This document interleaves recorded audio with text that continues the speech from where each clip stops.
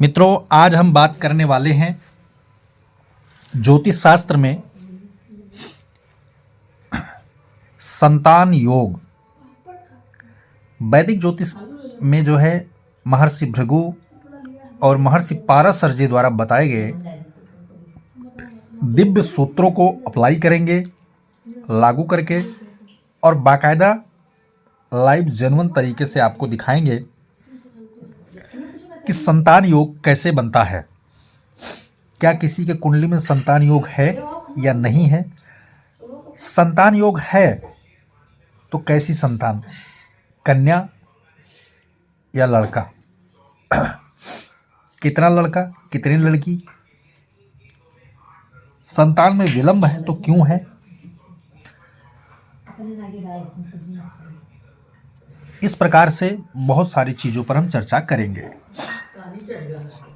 चलिए कुंडली स्टार्ट करते हैं।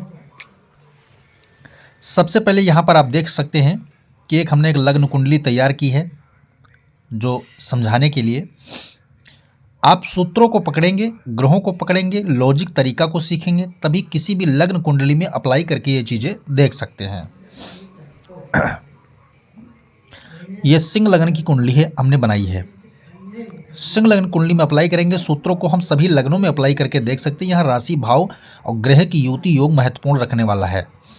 ठीक है, यहाँ आप देख सकते हैं संतान योग बनाने वाले जो भाव होते हैं वो कौन कौन से भाव महत्वपूर्ण रखते हैं भूमिका, वो आप देख सकते हैं। पहला तो संतान का जो विशेष भाव होता है वो होता है पंचम भाव। ठीक है, दूसरा होता है पंचम से पंचम यानी नवम भाव। ठीक है, और एक भाव और होता है जो काम का भाव होता है, और कन्या का भाव स्पेशल तौर पे देखा जाता है।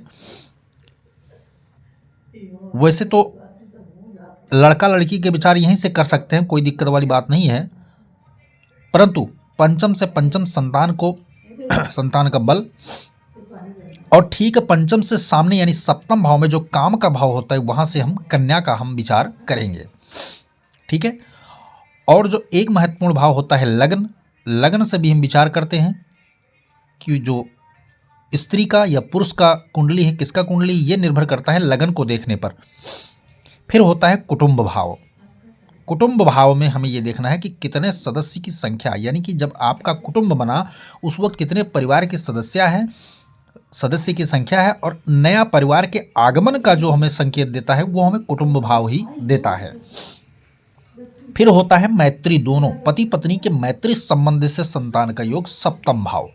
तो ये जो भाव हमने लिए हैं, ये टोटल 6 भाव हमें संतान को इंगित करते हैं, संतान योग को इंगित करते हैं। लेकिन चूंकि हम फिर वही सूत्र पर आएंगे, लग्न से पंचम हमेशा संतान का भाव होता है, और पंचम से जब पंचम आगे और जाएंगे यानी भावत भावन का सूत्र जब लगाएंगे, महर्षि पाराशर जी वाला सूत्र, भावत भावन का सिद्धांत, तो हमें नवम भाव, लग्न से नवम और पंचम से पंचम आएंगे तो यहां हमें नवम भाव मिलेगा। ठीक है, ये चीजें आपके समझ में तो आ गई होगी। अब हम बात कर लेते हैं संतान योग बनने का तरीका। यदि आपके पंचम भाव में शुभ ग्रह बैठे हैं, अब यहाँ शुभ का अर्थ ये नहीं होता है, शुभ का अर्थ केवल एक सूत्र है कि शुभ में जो है गुरु, ठीक है, शुक्र, चंद्र, ठीक है, चंद्र, बुध, इनको शुभ माना गया है। नैसर्गिक स्थिति पर इनकी शुभता हमें देखनी पड़ेगी, परंतु जब हम किसी विशेष योग की चर्चा करते तो वहाँ का शुभता का अर्थ दूसरा होता है। जबकि मेरे नज़र में, मेरे दृष्टि में लड़का लड़की में कोई अंतर नहीं होता, लेकिन यहाँ की दृष्टि में जब हम बात करेंगे तो हमें लड़का वाला जो विचार, हमारा जो मेन ध्येय था, लड़का वाला जो विचार कर रहे हैं, लड़का लड़की यानी संतान योग की जब बात कर रहे हैं तो हम यहाँ शुभ का अर्थ होता है योग कारक की बात मैं कर रहा हूँ। तो योग कारक की बात कैसे हम करेंगे? पंचम भाव में सबसे पहले जो कारक यहाँ का होता है वो होता है गुरु।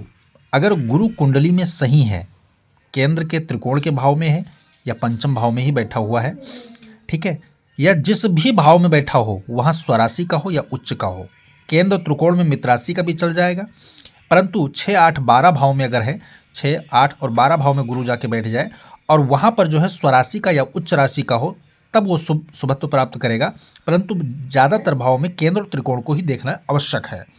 तो वहाँ गुरु को हमने देख लिया, गुरु हमारा शुभ है, संतान योग बनेगा। गुरु को हम अलग साइड में रखें तो शुक्र को हमें देखना है। शुक्र हमारा शुभ है, केंद्र त्रिकोण में है या सप्तम भाव में है, 6, 8, 12 में है तो स्वराशि का या उच्च राशि का हो या शुभ योग में बैठा हो, तो हमें संतान योग प्राप्त हो गया। फिर हमें देखना है मंगल, शनि और सूर्य की स्थिति। मंगल, सूर्य, शनि की स्थिति, जब इन दो ग्रहों से हमें कोई बलाबल ना मिले तो मंगल, सूर्य की स्थिति, शनि की स्थिति हमें यह देखता है कि संतान योग कब तक मिल जाएगा। क्योंकि जब दो ग्रह कारक नहीं होंगे, गुरु और शुक्र कारक नहीं होंगे, तो क्या होगा, विलंब का योग तैयार करेंगे। कौन ग्रह? शनि, मंगल और सूर्य विलंब का योग तैयार करते हैं। तब हमें यह पता चलेगा कि कब तक संतान का योग मिल रहा है। ठीक है, अब हम आते हैं संतान योग की बात तो हमने कर ली। जैसे भाव को भी समझ लेते हैं कि पंचम भाव में स्वराशि का ग्रह बैठा हो, मित्र राशि के ग्रह बैठा हो, उच्च राशि का ग्रह बैठा हो, कारक ग्रह बैठा हो, तो संतान योग शीघ्र बनता है।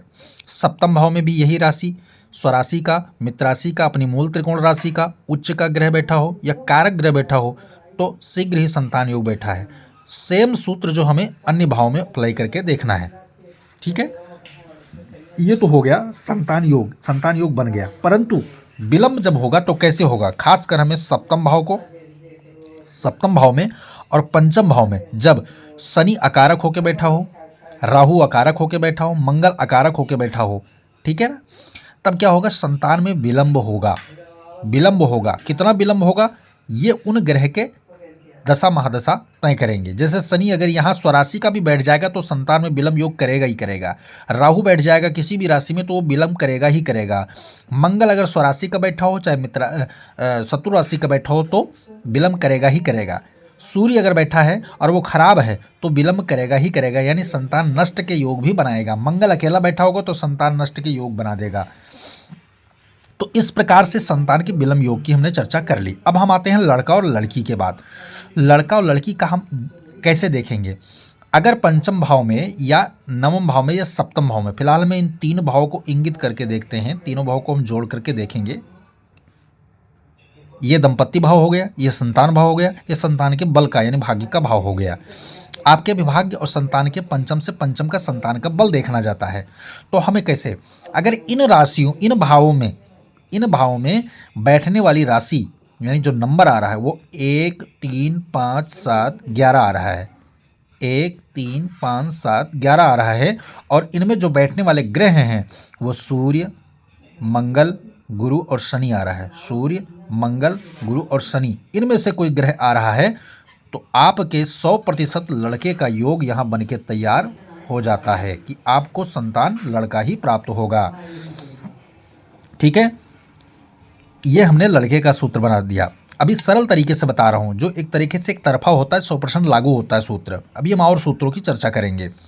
ठीक उसी प्रकार के अगर पंचम भाव में या 11वें घर में विशेषकर सम राशियाँ हो, कौन कौन सी, 4, 8, 6, 9, 10 और 12, ये राशियाँ अगर बैठी हों और बैठने वाले ग्रह अगर चंद्रमा,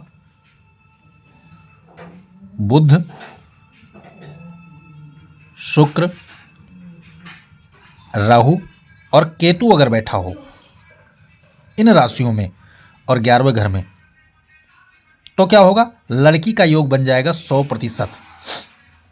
यहाँ लड़के का योग बनेगा 100% और वहाँ लड़की का योग बनेगा। अब यही सिचुएशन अगर इन्हीं राशियों में ये ग्रह अगर पंचम भाव में भी बैठ जाएंगे तो लड़की का ही योग बनेगा 100%। ठीक है, लड़की का योग ही बनेगा 100%। अब अन्य सूत्र की बात कर लेते हैं कि अन्य सूत्रों में अगर इन्हीं सम विषम राशियों में सप्तम भाव में अगर ये सारे ग्रह, जो सूत्र हमने बताया दोनों भाव का और यह पंचम भाव का, ठीक है, वही सप्तम भाव में भी लागू होगा और नवम भाव में भी लागू होगा, लगन में भी लागू होगा और परिवार यानी कुटुंब भाव में भी लागू होगा। ठीक है, अब कुछ अतिरिक्त सूत्र, जैसे कि भाई पंचम भाव में कोई ग्रह नहीं है, नवम भाव में कोई ग्रह नहीं जो संतान कारक हो, एकादश भाव में कोई ग्रह नहीं जो संतान कारक हो, परंतु दूसरे भाव में, लगन भाव में या सप्तम भाव में कोई ग्रह बैठा हुआ है। तो कौन से ग्रह? अगर चंद्र बुध की युति हो रही है तो लड़की संतान होगी 100%। चंद्र शनि का अगर हो रहा है तो लड़की संतान होगी 100%। गुरु शुक्र का हो रहा है तो लड़का होगा। सूर्य मंगल का हो रहा है तो लड़का होगा। शनि मंगल का हो रहा है तो लड़का होगा। शनि गुरु का हो रहा है तो लड़का होगा। राहु चंद्र का हो रहा है तो लड़की होगी। इन प्रकार के जो युति योग अगर इन भावों में कहीं नजर आते हैं तो वो क्या है, लड़की योग बनाएंगे। अब मान लिया जाए कि पंचम भाव में कोई नहीं है, सप्तम भाव में कोई कारक या कारक नहीं मिल रहा है हमें, यानी जिस भाव में हमने अभी ग्रह बैठा रखे हैं उन भावों का कोई रोल नहीं है, तब अगर हम संतान योग देखेंगे तो कैसे देखेंगे? तो हमें देखने के लिए सबसे पहले कहाँ जाना चाहिए? लग्न से चतुर्थ भाव में देखना चाहिए, क्योंकि हमारा सुख का स्थान है। अगर चतुर्थ भाव का संबंध यानी कि चौथे भाव का संबंध दसम भाव से बन रहा है, चतुर्थ भाव का संबंध दसम भाव से बन रहा है, या चतुर्थ भाव का संबंध पंचम भाव से बन रहा है, या दसम का संबंध चतुर्थ भाव से और पंचम से डायरेक्टली बन रहा है, यानी कि ये अगर ट्रायंगल बन रहा है आपके कुंडली में, इस प्रकार का कोई ट्रायंगल आपकी कुंडली में बन रहा है, संबंध की बात कर रहे हैं, तो संतान योग आपको मिलेगा। परंतु कब मिलेगा? जब चतुर्थेश या दशमेश की दशा महादशा में अंतर में, या पंचमेश की महादशा अंतरदशा में चतुर्थ या दशम का जब कोई ग्रह चलेगा, तब आपको वो फल जो है प्राप्त होगा 100%। इस तरह संतान योग को हम देख सकते हैं बहुत सरल और सहज तरीके से। निसंतानता योग, निसंतानता योग क्या है? 6, 8, 12 में कारक जाके बैठ जाएगा तो निसंतानता का योग बनाएगा।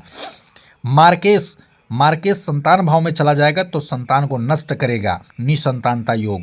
बाधकेश, तीनों बाधकेश का स्वामी अगर पंचम भाव में, एकादश भाव में या सप्तम भाव में जाकर अपना घर बनाते हैं तो निसंतानता का योग बनके तैयार होगा। लगन में जाकर मार्केश या 6, 8, 12 का स्वामी जाकर बैठ जाता है तो पंचमेश के साथ संबंध बनाता है, तो यानी लगन में मार्केश या 6, 8, 12 का स्वामी जाकर बैठ जाए और पंचम के साथ संबंध स्थापित कर दे तो संतान नष्ट होने का आसार बढ़ जाता है और वहां निसंतानता का योग बनेगा। इस प्रकार अगर कुंडली में कोई योग बनता है तो उनका उपाय सही समय रहते हुए करा लेना चाहिए। कौन सा उपाय कराना चाहिए? पितृदोष की शांति करवानी चाहिए, पितृदोष की शांति उसे करवा लेनी चाहिए तुरंत, क्योंकि ये पितृदोष के सूचक होते हैं। दूसरा, उसको जो है संतान गोपाल का जाप करवाना चाहिए, संतान गोपाल मंत्र का जो है उसको जाप करवाना चाहिए। इन दो उपायों से संतान की प्राप्ति सुलभ है और हो जाएगी। जय सिया राम।